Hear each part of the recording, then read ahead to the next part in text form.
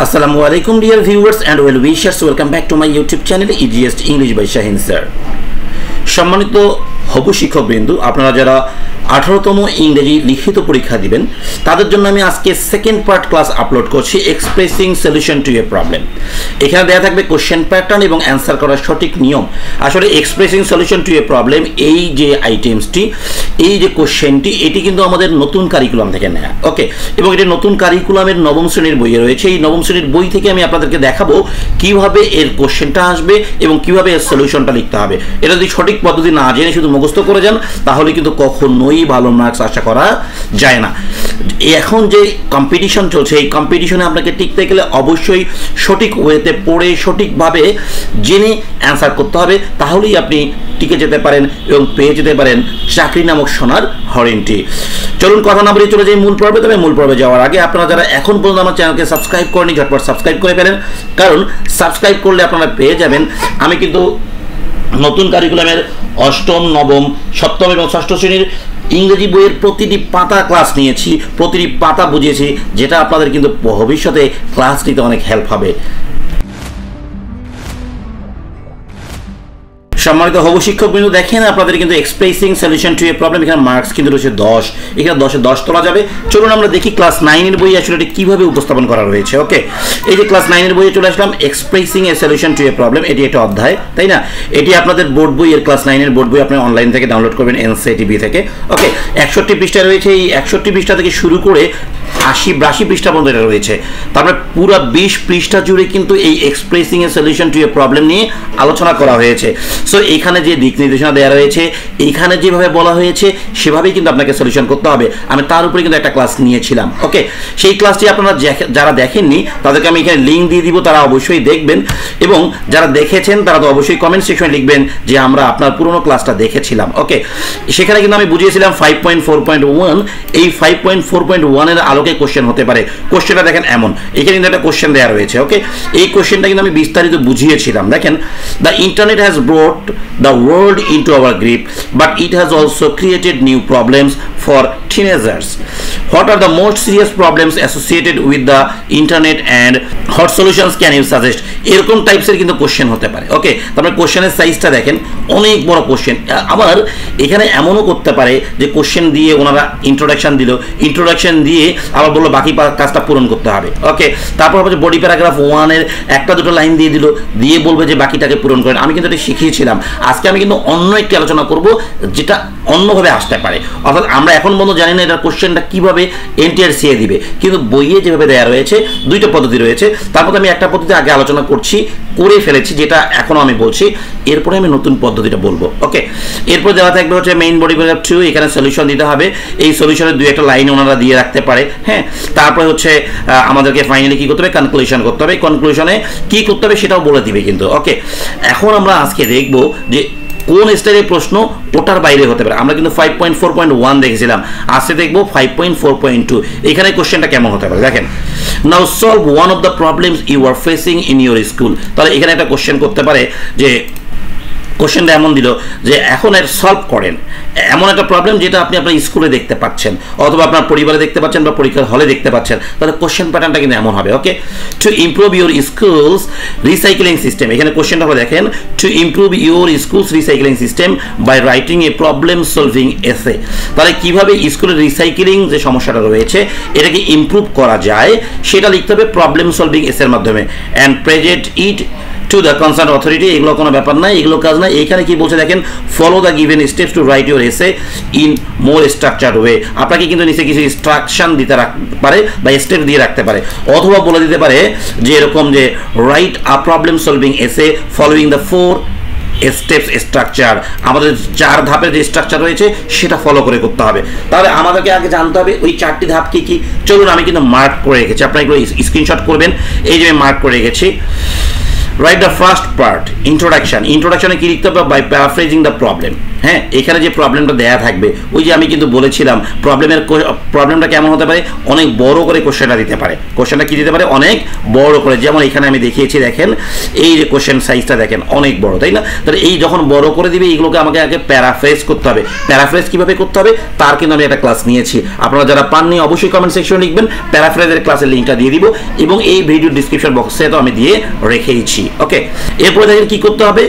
আচ্ছা, add one কি cause, এটা মূল কাজ। কিন্তু একটা প্রথম বলতে হবে কি, প্রধান কারণ বলতে হবে, অ্যান্ড রিলেটেড সলিউশন বলতে হবে টু কমপ্লিট ইউর ইন্ট্রোডাকশন। তার মানে এখানে ইন্ট্রোডাকশনে আমরা আগে কিন্তু পেশাল পারতাম, মানে আগের কম্পোজিশনগুলোতে পেশাল পারতাম, কিন্তু এখনকার কম্পোজিশনে পেশাল পাওয়ার কোনো চান্স নেই। তার মানে এই কম্পোজিশনে গিয়ে বা এই এসেতে গিয়ে আমরা ডাইরেক্ট কি করবো, প্রধান কারণ বলবো এবং প্রধান সলিউশনটা এখানে বলে দিব। ওকে, সাব কারণ সাব সলিউশন এগুলো পরে বলার জায়গা পাবো আমরা। ওকে, সম্মানিত হবু শিক্ষকবৃন্দ, তাহলে বুঝতে পেরেছেন আসলে ইন্ট্রোডাকশনে কিন্তু আমাদের আবে যাবে কথা বলা যাবে না। ইন্ট্রোডাকশনে আমাদের কি বলতে হবে, মেইন কারণটা বলতে হবে এবং মেইন সলিউশন আপনি কি দিতে চান সেটা কিন্তু আপনাকে বলে দিতে হবে। আমি কিন্তু আজকে দেখাবো যে how to improve school systems. Okay, schools recycling system, এটা কিন্তু আমি দেখাবো আপনাদেরকে একটু পরে, অ্যান্সার করে দেখাবো।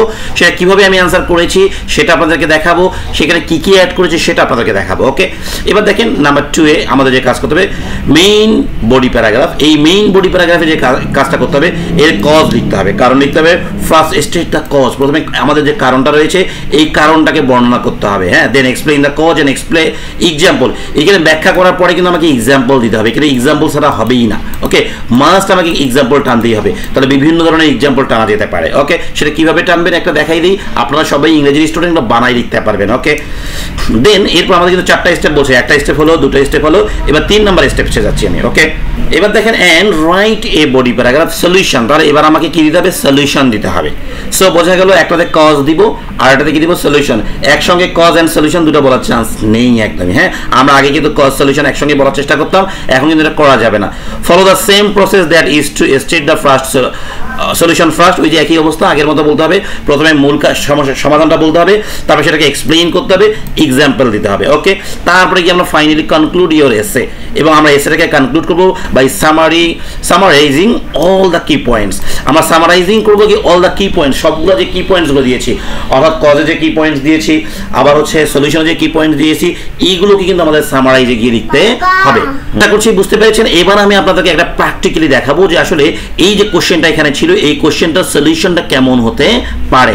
কোশ্চেন ছিল আমাদের কি, to improve your schools recycling system by writing a problem solving essay. Okay, চলেন আমি চলে যাচ্ছি আমার উত্তরে। এই যে আমি ইয়ে দিয়েছি headline, improving our schools recycling system a simple guide.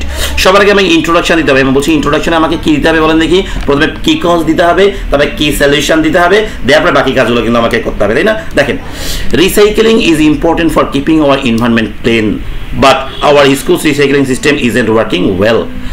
আমি এগুলো বাংলা বলছি না, কারণ আপনারা সবাই ইংরেজি স্টুডেন্ট, অনেক ভালো এগুলো বাংলা পারেন, তাই না? এবং এটা অনেক সহজ ভাষায় লেখা আছে।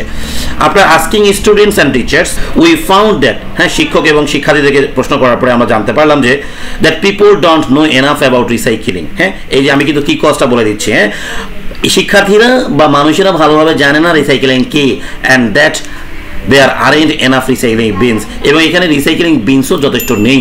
টু ফিক্স দিস, এটা সমাধান করার জন্য we need to teach everyone, আমাদের প্রত্যেককে কি করতে হবে, টিচ দিতে হবে মোর অ্যাবাউট রিসাইক্লিং, এই রিসাইক্লিং সম্পর্কে, and put more recycling beans, এবং অধিক পরিমাণ রিসাইক্লিং বিনস অ্যাড করতে হবে অ্যারাউন্ড দ্য স্কুলের চারপাশে। দেখেন এখানে কিন্তু মূল ঘটনা আমি এখানে বলে দিয়েছি। ওকে, প্রথম লাইনে কিন্তু জাস্ট একটু গুণগান করেছি, তারপরে কি কজ বলেছি, তারপর কি সলিউশন বলে দিয়েছি, এই যে টু ফিক্স দিস, ওকে, বা টু সলভ দিস। ওকে, তাহলে এইভাবেই কিন্তু আপনাদেরকে লিখতে হবে। আপনারা এটা সুন্দর করে বানিয়ে লিখতে পারবেন, যাই আসুক না কেন, প্রথমে কি কজ বলবেন, কি সলিউশন বলে দেবেন, কাজ শেষ। এরপরে যে বডি প্যারাগ্রাফ 1 দ্য প্রবলেম, এই কথাটা আমি লিখেছি আপনাদের বোঝার জন্য, কিন্তু আপনারা এই কথাটা লিখবেন না। ক্লিয়ার? এই কথাটা কি লিখবেন না, না লিখে জাস্ট প্যারা করে লিখবেন। বুঝতে পারছি?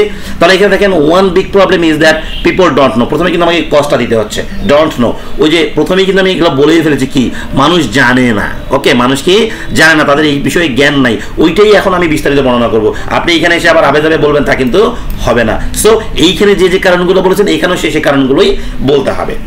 ওকে, তাহলে one big problem is that people don't know what can be recycled. হ্যাঁ, মানুষ জানে না, একটা বড় সমস্যাই হলো যে মানুষ জানে না কি রিসাইকেল করতে হবে।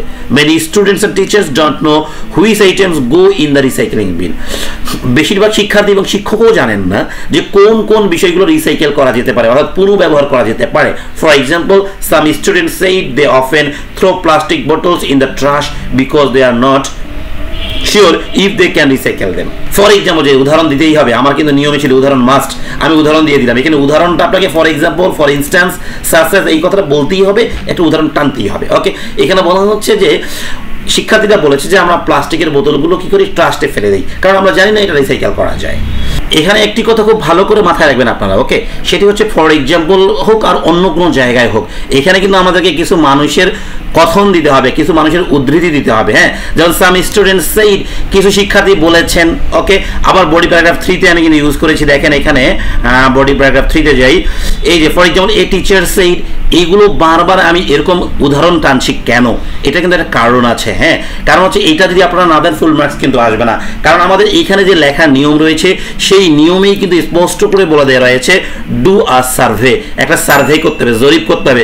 নিঃসন্দেহে জরিপগুলো আপনি একাই একাই করতে পারেন না, জরিপ কিন্তু কোশ্চেনের মাধ্যমে হয়। তাহলে কাকে কোশ্চেন করেছেন? শিক্ষককে কোশ্চেন করেছেন, আর শিক্ষক বলেছেন বা উত্তর দিয়েছেন।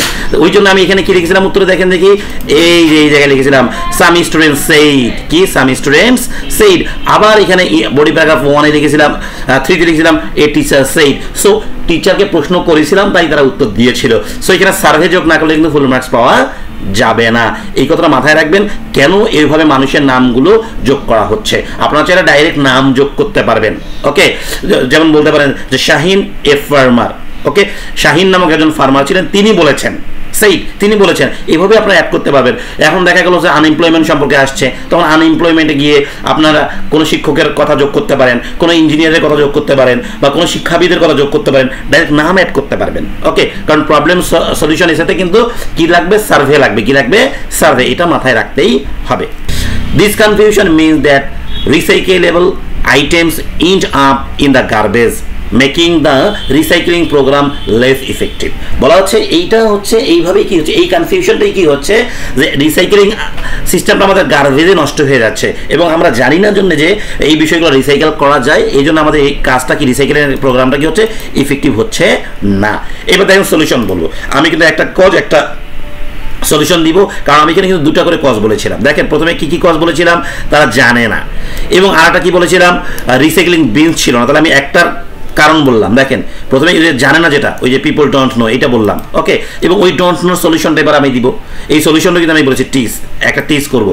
আর একটা কি বলেছিলাম, আরও একটা সলিউশন বলেছিলাম অ্যান্ডের পরে, পুট মোর রিসাইক্লিং বিনস। তাহলে এটা কিন্তু 2 নম্বর সলিউশনে যাবে। তাই 1 নম্বর কজ বললাম, কজ বলার পরে 1 নম্বর সলিউশন বলবো, তারপর 2 নম্বর কজ বলবো, 2 নম্বর সলিউশন বলবো। আপনারা চাইলে একটা একটা করে কজ বলেও পার হয়ে যেতে পারেন, কিন্তু 10 মার্কস তো, তাই একটা করে কজ বলে যাওয়ার চান্স খুব কম আছে আপনাদের। ওকে, বুঝতে পেরেছেন? এবার যাবো তাহলে আমরা এই 1 নম্বর যে প্রবলেমটা আছে, এটা সলিউশনটা কি হবে। এই দেখেন আমি লিখে দিয়েছি body paragraph 2 solution, teach people about recycling. Okay, এই কথাটা লিখবেন না, না লিখে জাস্ট আপনারা সলিউশন দিয়ে দিবেন। যে শিক্ষক খাতা কাটবেন উনিও কিন্তু অবশ্যই কোথা থেকে প্রশ্ন করেছে, কিভাবে প্রশ্ন করেছে তারা জানবেন। হ্যাঁ, তারা বুঝে শুনেই খাতা কাটবেন। সো দেখেন, টু সলভ দিস প্রবলেম, এই সমস্যার সমাধান করার জন্য উই শুড টিচ, ওই যে যেটা প্রবলেম ছিল এখানে মানুষ জানে না, এবং মানুষদেরকে এবার আমরা জানাবো, শিক্ষা দিব। Teach people everyone about recycling. তাহলে এটার জন্য আমাকে প্রত্যেককেই কি করতে হবে, শিক্ষা দিতে হবে রিসাইক্লিং সম্পর্কে। উই ক্যান হ্যাভ ওয়ার্কশপস, আমরা ওয়ার্কশপস করতে পারি, পুট আপ পোস্টার্স লাগাতে পারি, অ্যান্ড মেক অ্যানাউন্সমেন্টস, ঘোষণা করতে পারি। ফর এক্সাম্পল, এখানে এক্সাম্পল আমাকে দিতেই হবে, আমি বারবার বলেছি। We could have short classes during homeroom where students learn what can be recycled. বলা হচ্ছে আমরা শর্ট ক্লাসেসও নিতে পারি। Okay, posters near trash cans, আমরা ট্রাশ ক্যান্সের পাশে পোস্টার্স লাগাতে পারি, ক্যান রিমাইন্ড, প্রত্যেকে স্মরণ করিয়ে দেওয়ার জন্য, এভরিওয়ান অ্যাবাউট রিসাইক্লিং, যে যে বিষয়গুলো রিসাইকেল করা যায়। বাই টিচিং এভরিওয়ান, প্রত্যেকে শিক্ষা দেওয়ার মাধ্যমে we can help more people recycle correctly. বলা হচ্ছে প্রত্যেককে শিক্ষা দেওয়ার মাধ্যমে আমরা কি করতে পারি, আমাদের রিসাইকেলটাকে কিন্তু কারেক্টলি করতে পারি, তাই না?